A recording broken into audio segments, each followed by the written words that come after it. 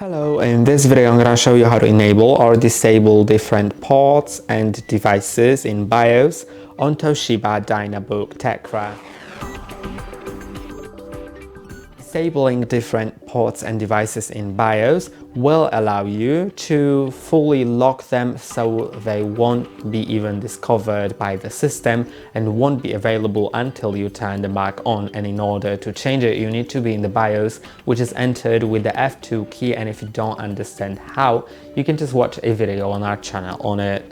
Once that's done, go to Advanced tab, then go to System Configuration.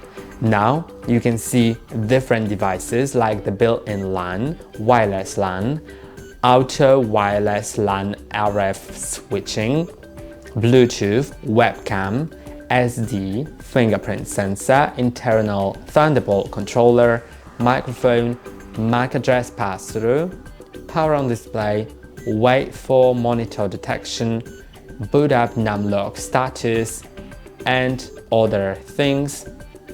And that's basically everything. That's all for today. Don't forget to like and subscribe. See you next time.